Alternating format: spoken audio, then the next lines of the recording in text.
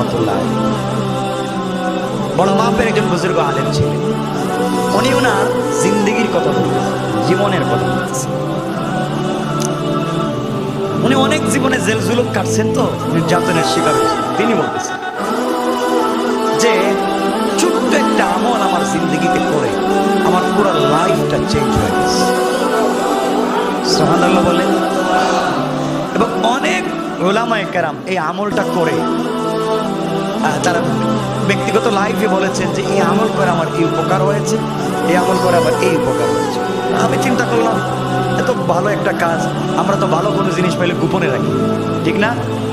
বলেন না, গোপনে রাখি। আমি চিন্তা করলাম এটা একটা ভালো কাজ, আমি একা একা করে তো লাভ নাই, আপনাদেরকেও বলি যে আপনারা আমরা একসাথে মিলে কিছু করি, ঠিক না?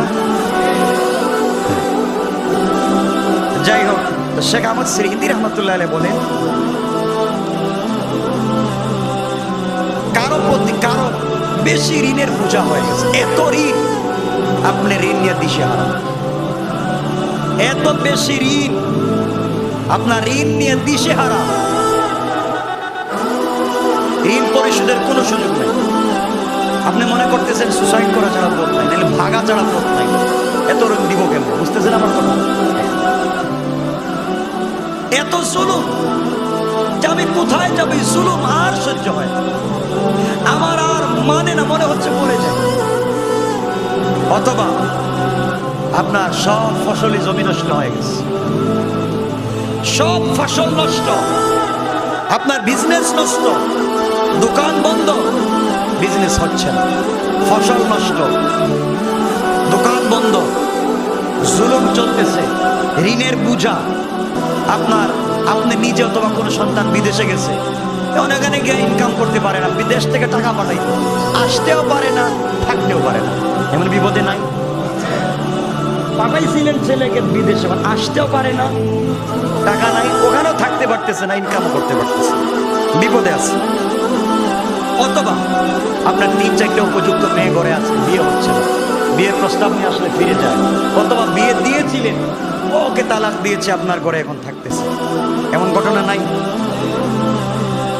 এমন বিপদে আছে। অথবা আপনার একটা ছেলে ভালো ছিল, বখাটেদের সাথে মিলে সব বখাটে হয়েছে, এখন ফেন্সিডিল খায়, ইয়াবা বাবা খায়, খারাপ। এত বিপদে থাকবার পরে, অথবা আপনি যে কোনো ধরনের বিপদে পড়ে আছেন, এত কঠিন বিপদে থাকবার পরে আপনি বাঁচার পথ নাই। কতগুলা বিপদ বলছি না, বাঁচার পথ, পেরেশানি, মানে আমি কি করব? আমার থাকবার জায়গা নেই, ঋণের বোঝা মাথায়, দোকান বন্ধ, বিজনেস নাই, খাবারের জায়গা নাই, টাকার জন্য পাবলিক আমাকে খুঁজতেছে, ছেলেকে বিদেশে অন্যজন জেলের ভিতরে আছে, পাবলিক পিটায়, আমারও থাকবার জায়গা নাই। মেয়েগুলাকে বিয়ে দিয়েছিলাম, বাড়িতে চলে আসছে, বাড়িতে যেগুলো আছে উপযুক্ত হয়েছে, বাড়িতে যে ছেলে ছিল বখাটে হয়ে গেছে, মানে এক কথায় আপনি মহাবিপদে। বিপদগুলো বুঝতেছেন? বাঁচবার কোনো পথ নাই। আল্লাহ বলছেন, বললাম সব পথ বন্ধ, আমার রহমতের দরজা খুলে দিলাম। সব বন্ধ হয়েছে, সব ট্রাই করেছিস, একটা একটা করে সব শেষ, এবার আমার কাছে আয়, কথা দিলাম। সবাই ফিরাইয়া দিয়েছে, আমি তোকে ফিরাইয়া দেব না, আমি দিব না ফিরাইয়া আমার কাছে। কে আমল করবে? ইশার সালাতের পরে, ইশার সালাতের পর প্রতিদিন 100 বার দুরূদ শরীফ পড়বেন। ইশার, মনে রাখবেন, ইশার সালাতের পরে, খুব সহজ কথা বলবো, ইশার সালাতের পর 100 বার দুরূদ শরীফ পড়বেন। দুরূদ শরীফটা কি? আল্লাহুম্মা সাল্লি আলা সাইয়্যিদিনা মুহাম্মদ, শেষ।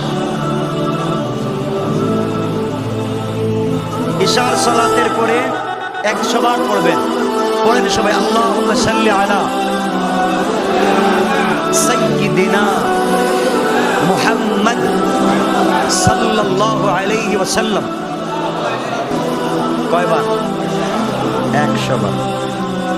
499 বার পড়বেন লা হাওলা ওয়ালা কুওয়াতা ইল্লা বিল্লাহ।